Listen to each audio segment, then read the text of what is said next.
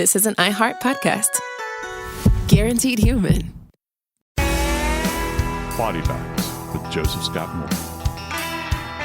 I hate being on the highway. I've gotten now at this stage in my life. I used to be able to ignore, I think while I was going down the road, I would ignore bad drivers and these sorts of things. I just kind of equated it to, it's just the price you pay for being on the interstate or driving in a big city somewhere. But now, I don't know if it's what I've done for a living, or maybe it's my age. Life just seems so much more precious to me. I guess the less time you have, you put more value on it. I don't know. But who actually thinks that you're going to get in your car, you're going to go down the road, and then suddenly a large stone is hoisted in your direction as you're riding along, minding your own business. It enters the car and it ends your life. Today on Body Bags, we're going to have a discussion about such a case that brought about the death of a young woman who was just minding her own business and didn't know the death was waiting just around the corner. I'm Joseph Morgan, and this is Body Bags. Has your tolerance worn thin, Dave, relative to operation of a motor vehicle? I mean, obviously it's a necessity in life. We don't live in some tiny little farm community, and make our own food and subsistence farming and that sort of thing. We have to go out and have contact with folks and drive along thoroughfares. And it seems like the further I go in life, the dumber people get on the road. And you never know what you're going to see. I've seen some of the most bizarre things, as a death investigator, and we really haven't talked about this at all. I don't know why, because I'd say I've worked as many motor vehicle accidents in my career as I have actually firearms-related homicides. First off, not everybody owns a gun. The lion's share of people do have cars. And car accidents in our country, they make up the lion's share of violent related deaths. You're going to have, and they're not all homicides. Obviously, you've got a lot of MVAs. That's the term, the acronym that's used for motor vehicle accidents. Yeah, but what we're talking about today goes way beyond a couple of stupid drivers. This is like one person driving and another person trying to hurt, maim, and kill people by throwing things at night while you're driving down the road. As a matter of fact, Joseph Koenig, Zachary Kwak, and Nicholas Karol-Chik were all 18 at the time, Joe. And they're riding around in a truck with Joseph Koenig behind the wheel. And they've been driving around. This is not the first time they've gone out doing this. But on this particular night, on a beautiful April night in Colorado, it's around 11 o'clock at night, and they're throwing rocks from their moving vehicle at other vehicles coming at them in the opposite direction. And they were having fun. They were actually cheering themselves on. Think about it. You're driving down the road. We get annoyed by people making stupid decisions, leaving a blinker on, not braking properly, cutting in front of us, things like that. In this case, you're driving down the road and there's somebody coming at you and they take a rock and throw it at you as you're driving, because that's what Koenig did. He actually, it wasn't a pebble. It wasn't a rock the size of a golf ball or a baseball, Joe. He got a landscape boulder weighing 9 pounds, and as he's driving down the road towards a car coming at him, he speeds up to 80 miles an hour.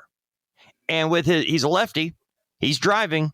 He uses a shot put form to launch this 9-pound boulder, and it goes through the front windshield of the car coming at him and goes right through the driver and out the back window.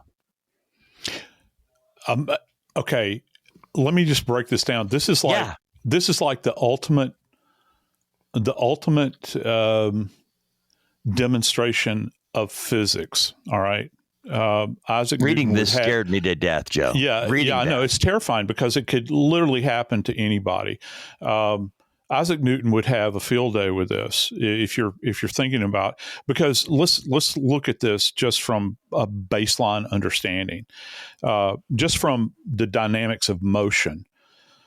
If anyone out there has ever picked up a stone, okay, and you've stood beside a lake. I don't know about you, Dave. One of the things I used to love to do as kids, skip stones. I used to love it.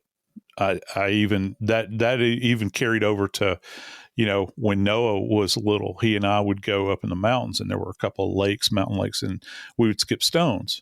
He was learning how to throw a baseball at that time. And we'd skip stones. We'd just have the most fun. But when you're skipping a stone, all of that power is generated by you and you alone. Okay. All of that energy, let's say energy, is generated by you and you alone as you propel that stone, and it breaks the surface of that water. Okay.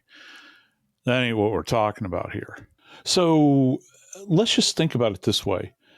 You're in a moving vehicle. You're going, 40 miles per hour. You speed up to 50. A pickup truck now. 60, 70, 80. So the rock that you happen to have with you in the front cab of your vehicle. Now, let's just picture this just for a second.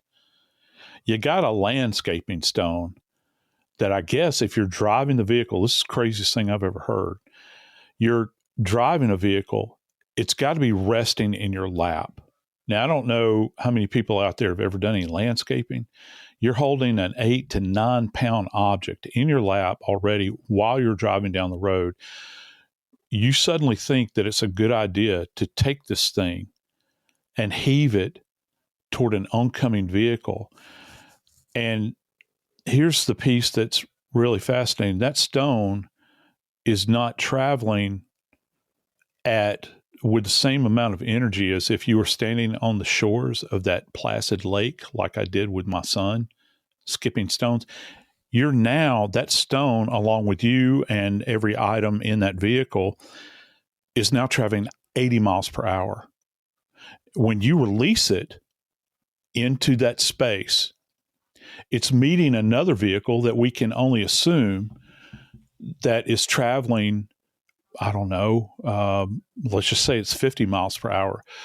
Those two energies meet at that moment in time. The thing crashes through the cab of the oncoming vehicle and has still enough energy, Dave, that it travels out of the back of the vehicle.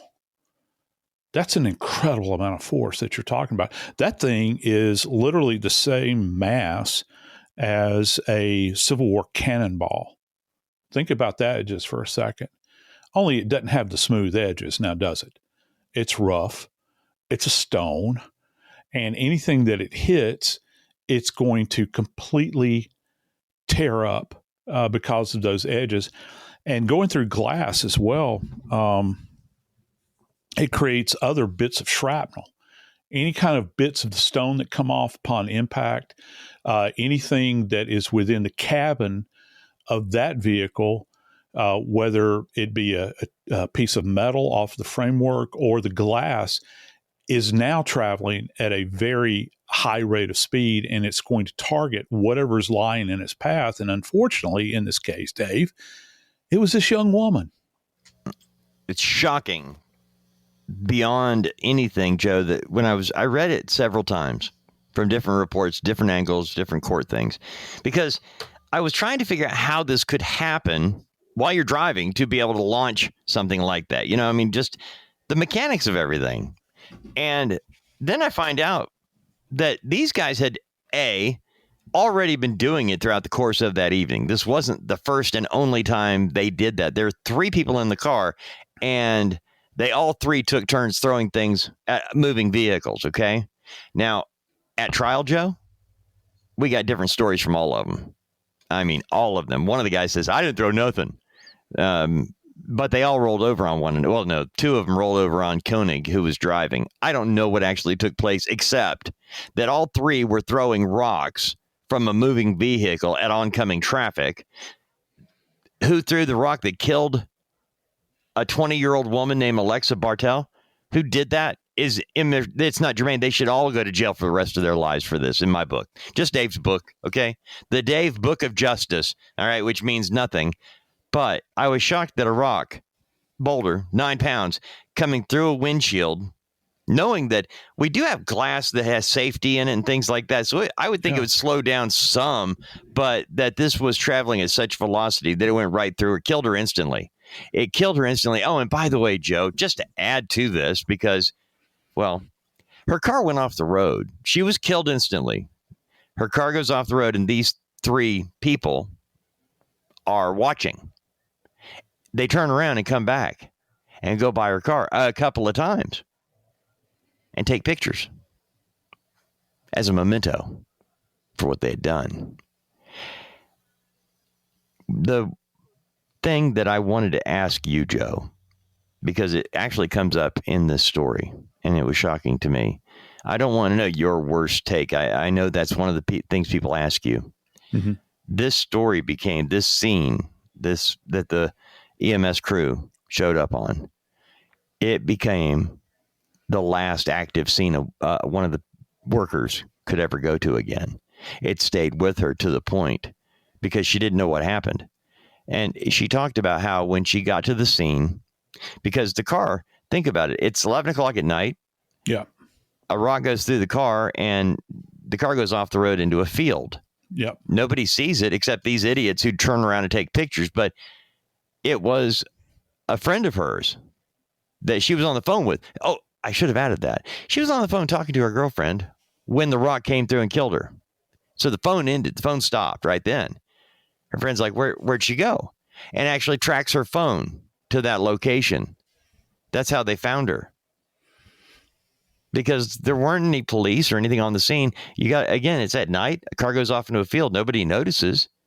And so when they finally called for help, EMS shows up. They don't know if it's been a heart attack. They don't know if the person had a medical thing. They don't know what has happened until they get there. And still, think about it. This woman's body is so destroyed. The rock went through her, killed her, and went out the back window of her car. Imagine the sight, Joe. I'm trying to figure out what happened, but it was so horrific that a person whose career has been spent out in the field doing this could not let it go. I know you understand that. Yeah, I do. And you see things like this that I'm reflecting back to many years ago with a case that wasn't exactly like this, but it involved scientifically. It involved an object flying through the air and striking a car. And I'm reminded of a mother and a daughter that were on the way to go do Christmas shopping. And a tandem wheel and tire still intact on the wheel came off of the back of an 18-wheeler going down I-10 and jumped the center wall on I-10, went over the wall and struck a vehicle right in dead center in the windshield and killed a mom and daughter in that vehicle. And I remember being at the scene after that, and it was at Christmas time. I remember being at the scene at that thing when it happened. And after I had worked the case, because, when you're at the scene, it's very, you try to be as very clinical. You might have like one of those, oh my Lord, I can't believe this happened for a second. But then you get into what you're doing and you're trying to process the scene. Now, I would never presume to put myself in the position of lifesaver because I was never a lifesaver. Okay. I was a last responder. These are first responders. They're trying to save somebody's life. But I do know this. I know that after that happened and I was there, it wasn't like a shooting. It wasn't like a strangulation. It was almost like this just happened and it could happen to anybody. And I remember thinking for a long time afterwards, every time I would go over that stretch of I-10, which I had to do regularly, thinking, is that going to happen again? Hopefully in this case, this never will.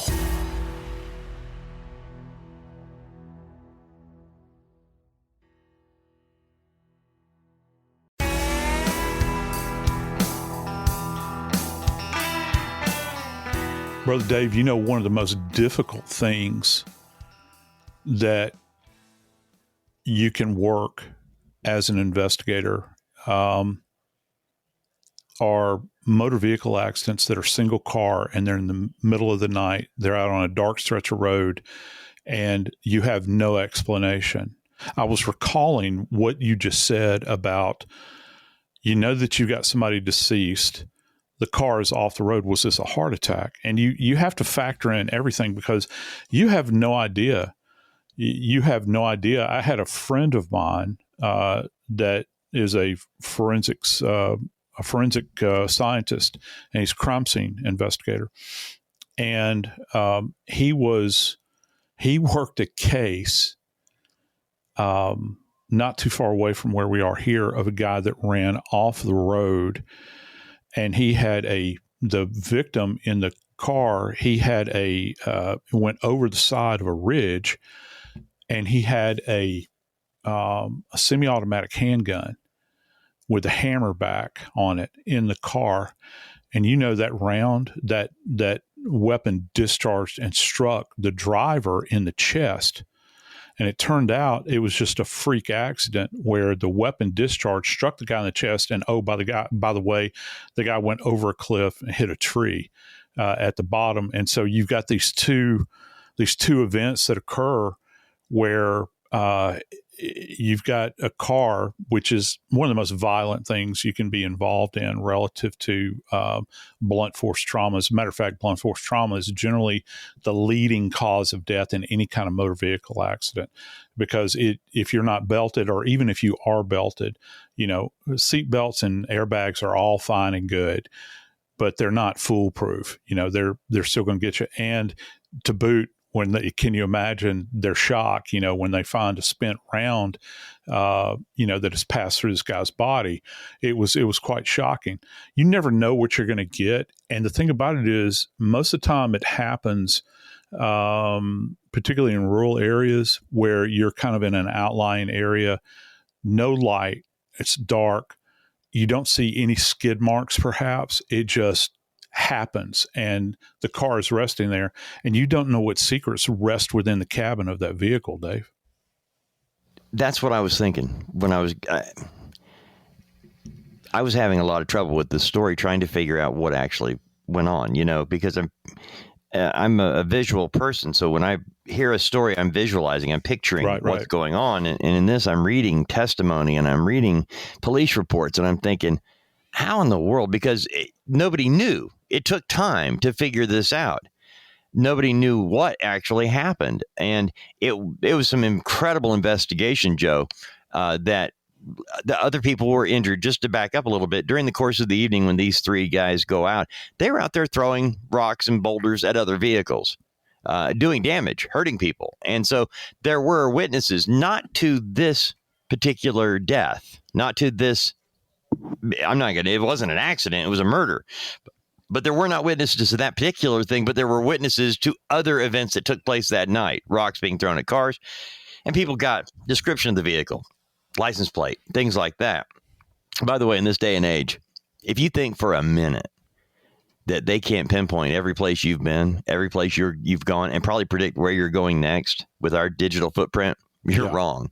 Yes. Those devices we carry with us so cavalierly have a recorder on them.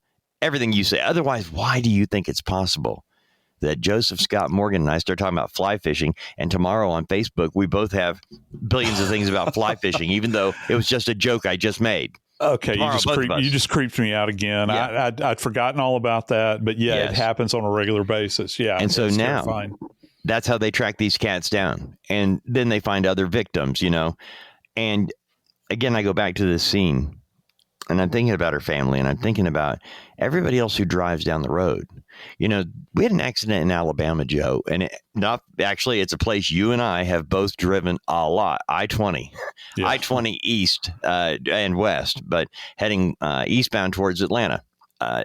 There was a section of road, and a couple was on their way home to South Carolina, and they're driving behind an 18-wheeler on I-20, and the 18-wheeler hit a pothole. It caused a rock from the road to come up out of the roadway, and it smashed into a pickup truck that was driving home to South Carolina, and a woman was killed in the bed of it was an accident. Now, this was a total accident, but it caused the governor of the state of Alabama to he put up new signs they slowed it down till they could fix everything. His potholes are a disaster. And so that was an accident. That's something that happened out of the blue.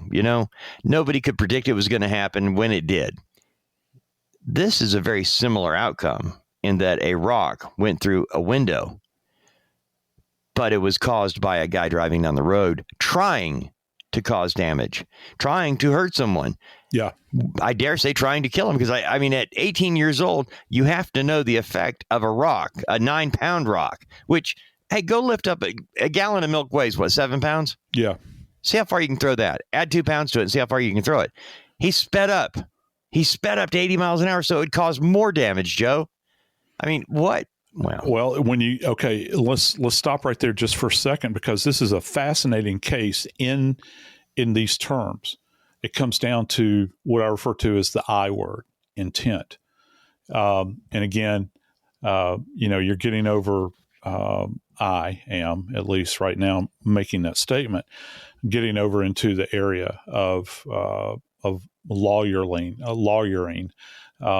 You begin to think about, well, was there intent? Was it specific intent?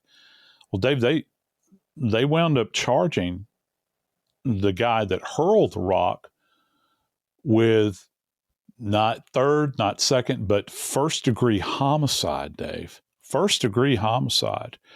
And that goes, I think that probably the way they're looking at it, at least, is that it would have been one thing, perhaps, as horrible as it still would be, if he happened to be driving down the road and he tossed the stone out of the vehicle and it was a one-off event.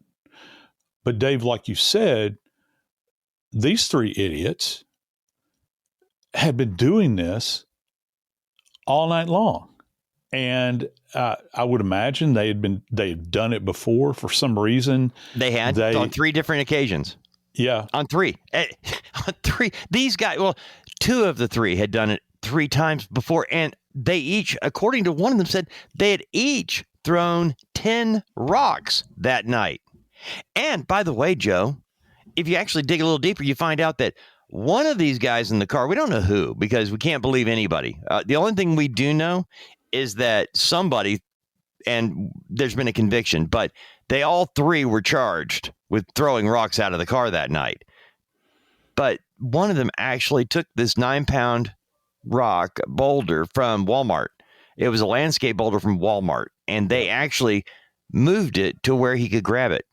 They had to move it because he's driving the car, Joe. He can't pick and choose what he's going to throw. Somebody has to provide it. So just like if you were driving and I handed you a gun and I loaded the round in it and made sure, here you go, Joe, it's all ready. And that's what they did. They actually had to position the rock where he could grab it, with his right hand, position it on his lap to his left hand, switch hands, grab the wheel with the right hand, and now steady it. Because remember, it's not a round cannonball, as you mentioned. It's a rock. It's got different weight distribution and everything else, different edges. Yep. And then you're going to have to go out the window a little bit, and then you're going to shot put it. There's a lot of activity in the car helping him get that rock, getting a 9-pound boulder in the cab of that truck to get in a position where he could throw it. They were all involved all night. They could have hurt 30 people that night, Joe. Yeah, and I'm wondering and I'll call it this, the weapon of choice here, the projectile of choice, which is actually weaponized. And you can weaponize just about anything, all right? But it scientifically, it would require a kind of understanding of the weight of the thing and because this thing is not going to be perfectly balanced. I actually, for a very short period of time, I played football in high school, but for a very short period of time, we were required to be on the track team. Well, you can take one look at me and tell I didn't run the 40. All right. That was not my bag. So I threw shot put and discus. And by the way, two of the most difficult things to master. You think that it's simple. Discus in particular is very difficult, but shot put, there's so many tiny little things that you have to do just right. The reason I'm saying this is that if you're throwing a shot put, you're in a very static kind of environment. That's not what we're talking about here.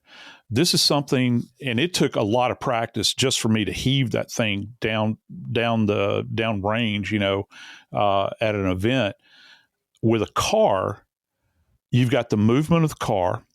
You have got the uneven nature of roads. You've got wind to factor in, and you've got this weird weight distribution that's going on with this paver, or not a paver, but landscaping stone. You have to try to understand how to hold it. Well, that goes to practice, doesn't it? And I find it fascinating what you had said, that each one of these individuals had actually cast at least 10 during this session, during this period of time, while going down the road. It does seem practiced. And again, we go back to this idea in the law of intent. Now, there are some places that don't necessarily require intent, but sometimes to have a first-degree murder charge with somebody, you have to have some kind of intention to do harm to another human being, or this thing's not going to pass the smell test when it comes to courts. And the DA felt strong enough about this so that they could, in fact, charge the person that was throwing the stone with first degree. So it really paints a very dark and sinister picture. And here's another thing, and I hate the why question. I think what is more effective here? What is it that compelled you to think that this was a great idea, that I was going to go to the trouble of finding stones that I could create projectiles out of? And I think that it is a great idea that we cast them at other people as they're driving down the road. Now, you can call it, I don't know, the foolishness of youth. You can call it careless disregard. But the DA in Colorado called it first-degree homicide.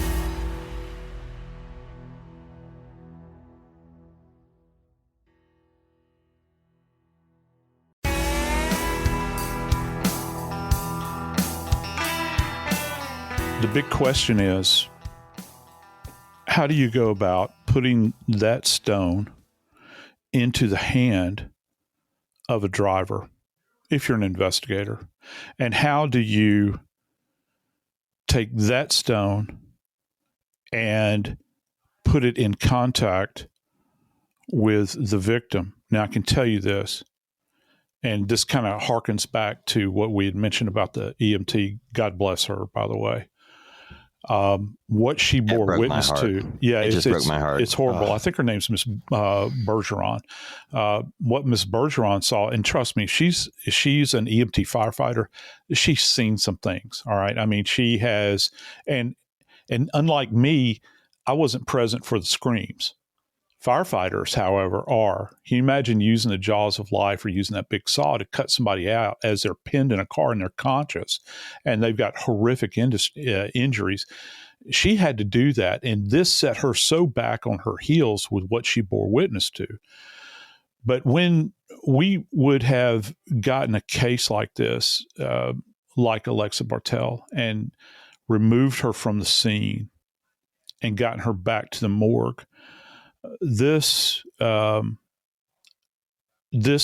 autopsy, this postmortem examination, you kind of have an expectation of what you're going to, because she was struck in the head, by the way. You are going to have an expectation of what you're going to see inside, but it's what's outside that you really kind of have to assess very, very carefully. And this injury, Dave, is going to be so grotesque and over the top, and so massive that it's going to take some time to try to put this together. And one of the things you're looking for, particularly when it comes to an object, we're one of our great skills in the morgue is trying to match up patterns. That's one of the things that we do. So like if you're looking at this landscaping thing that has been created and sold by Walmart, you're going to look for like the leading edges of it. Like, is it rough or is it smooth? And when you look at what she would have had is a massive, probably gaping, blunt force trauma with multiple lacerations. So you're going to have a central point of impact where the stone would have hit her directly in the head. And then when we talk about bullet wounds to the head, one of the things that we'll talk about are stellate wounds. And stellate means they're star-shaped. The skin has a funny way of doing things when it's struck, particularly along the smooth surfaces of the skull and the face. You'll get these kind of tearing lacerations that radiate out from a central point where they take on almost star-like patterns. And when I say star-like, think at Christmas time when you see images that people create of the Star of Bethlehem, where it's radiating out. You've got like, it almost looks like a cross sometimes, but it'll have other little beams that kind of come out of it. That's what these injuries actually look like. And the skin is actually torn. It's not going to have smooth edges. The skin will actually be pulled apart and ripped, where the skin is torn away or torn and ripped away. And you'll see these little tears along the skin. And that's what they would have been trying to match up. Also, any kind of debris that was generated by this object flying through the air. Did you know, Dave, that when things pass through glass like that, you had mentioned safety glass. When safety glass breaks, it cubes. It turns into little cubes, and you get these really weird 90-degree angle little lacerations, and we actually call these dicing injuries. So you will have those to contend with, because that glass that breaks on that window will be traveling roughly at the same velocity as the stone would be. So that's what I meant by the kind of fragmenting shrapnel-like event that takes place. So when she's hit, this thing would have driven that glass into her face in addition to the leading edge of this rock. But here's the really chilling thing about this, Dave, that we've kind of, I'm not going to say glossed over, we just hadn't talked about it yet. Dave, this thing had so much energy that after it passed through the window, after it struck her, it still had enough energy on it, Dave, to pass out of the rear window of this thing. That's what's so amazing about this. And what I'm looking at too, and that's what got me, Joe, is that realizing that she was killed instantly. Okay. The minute it hit, it was over. Where would that rock have ended if it went through it would be back there towards the road, I'm guessing. But one thing that came up, because Joe, there was no DNA on that rock, on that boulder when they got the boulder. I would have expected there to be DNA, something left behind by any one of the three guys in that truck. I'm figuring they're holding it when they pick it up. They're holding it in the truck. But you know what? Investigators found the only DNA on that boulder was from the victim. Yeah. From Alexa. But I'm guessing when the rock goes through the window, because again, it's so fast, this whole, it's not a long, slow motion, drawn out, minute long event. this had to have been in a matter of less than a second. Twinkling of an eye. Yeah. Yeah. And it went from his hand, shot put style, through the window, the front windshield, through Alexa Bartell, and out the back window of her vehicle. So based on that happening, that rock's going to have to be somewhere along the interstate or along the road or in the shoulder slightly. Yeah, and this is what makes this so very difficult, Dave. When you're in an area that is less than ideal, you're thinking about shoulders of roads, you're thinking about dark, nighttime, and you're looking at this. This is the bizarre thing, and again, it adds to the complexity of this. She's off of the road. This is not like a real linear kind of thing that happens where rock passes through window, strikes young lady, goes out the back of the window, and is found resting in the center of the road. Okay. First off, she wasn't found immediately. All right. Well, except by these morons. Yeah, by the guys that threw the rock. They backed around and take pictures. Yeah, acting like vultures, by the way, going back and circling back and taking pictures. What lovely young men. It's not linear like that because she drives off of the road.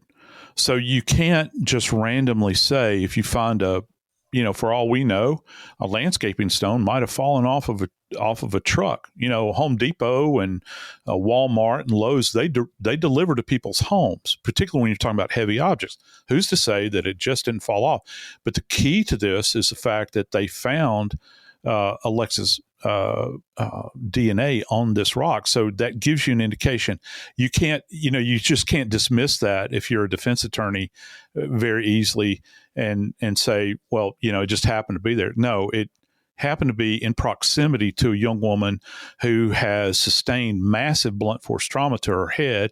Her head is open, by the way, which would facilitate inoculating the surface of that object with blood, hair, skin, whatever it was, and then coming to rest. The trick is when you go out to work these scenes, what are you going to do to find it? I'd be fascinated relative to the distribution of any glass that was at the scene, that safety glass that I was referring to that's kind of cubed up, laying along the road.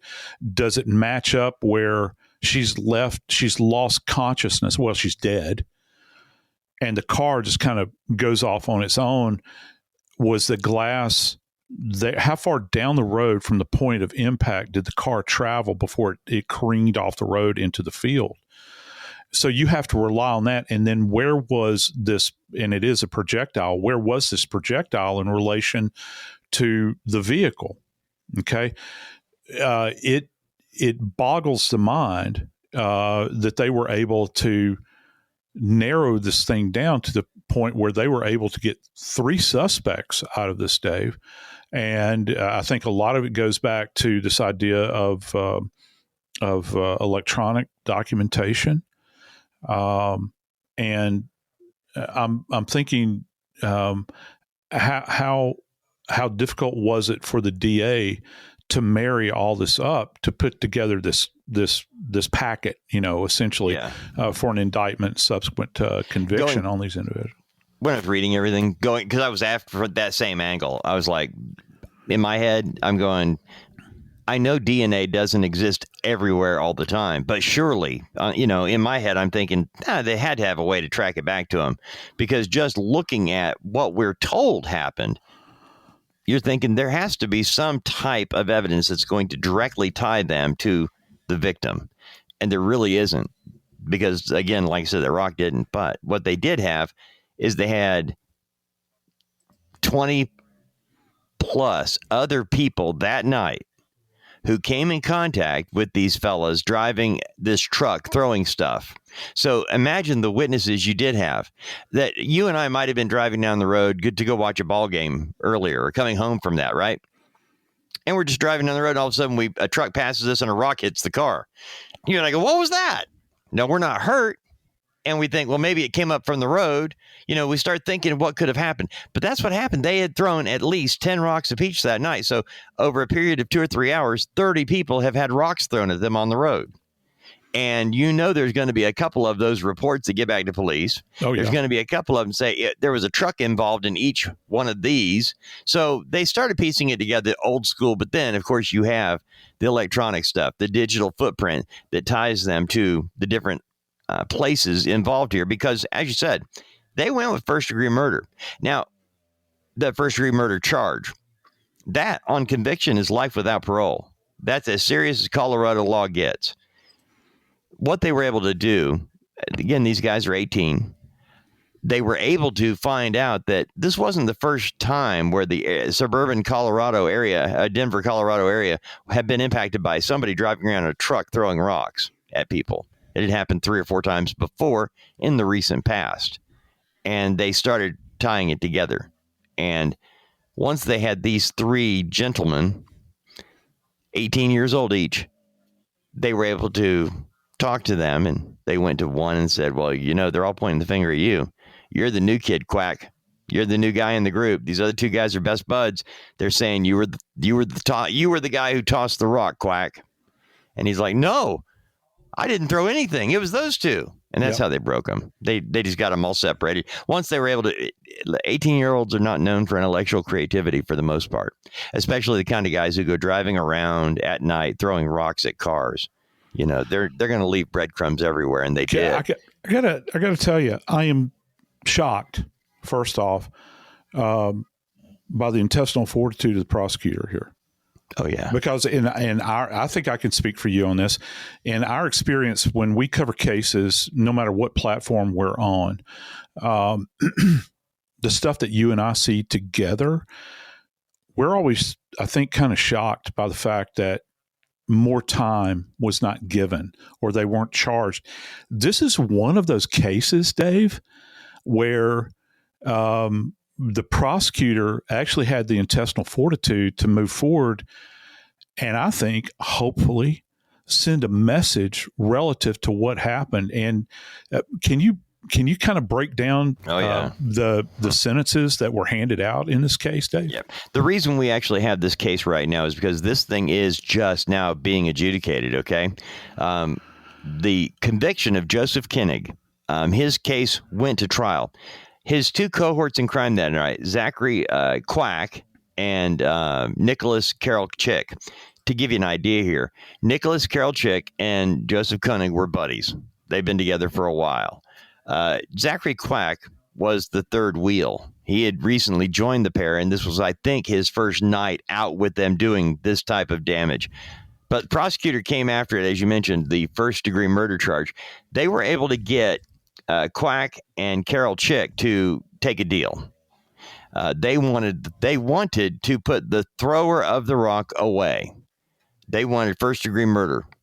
And so once they got these guys all separated, they were able to strike a deal with Zachary Kwak and with Nicholas Karol-Chik to testify against Joseph Koenig in court, and that's what happened. Joseph Koenig was convicted of first-degree murder.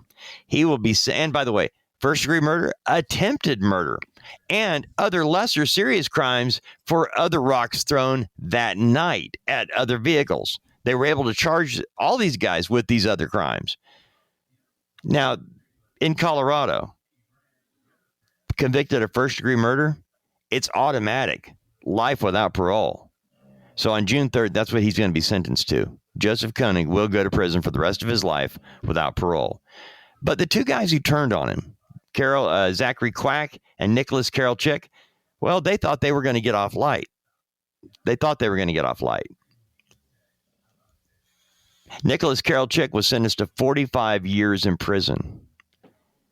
There were other charges, again, as I mentioned. They got them for the attempted murder. They also got him for the other charges, but he's sentenced to 45 years in prison. Kwak, who was the first to roll, he was sentenced to 32 years in prison. Each one of these guys is now 20 years old. So that means Joseph Koenig is not getting out. They will automatically appeal. You know that. This will be automatically appealed, but that's what they're sentenced to right now. You're right. The prosecutor went after this. He said, first-degree murder, we're going after it. And they did. Well, Dave, I got to tell you, this is not something that occurred in a vacuum. Right. and I know that they're not necessarily charged with this, but, as a public servant, this DA, I think at least, he's sending a message because for me, based upon what I've discussed with you relative to going down the road and not expecting things to occur like this equates on one level to terrorism, where you're driving people to the point where they don't feel safe on the roads. And we know that if people don't feel safe on the roads, everything stops. Commerce stops. A regular lifestyle stops. People sit at home, they're afraid. I hearken back to, when the DC sniper happened. People were terrified. Remember, people wouldn't even go pump gas, and rightly so, because, you had people that were being shot at the pump, and as you know, Muhammad in that case wound up getting the death penalty in that case. Yeah. This is something that's taken very, very seriously, and I hope that a message rings out loud and true from here on out relative to this particular instance, and more importantly, about the life of Alexa Bartell. Her life is not defined by three idiots that were driving down the road and cast a landscaping block at her. But unfortunately, it ended her life. And everything that was on the horizon for her, you can never get her back. I'm Joseph Scott Morgan, and this is Body Bags.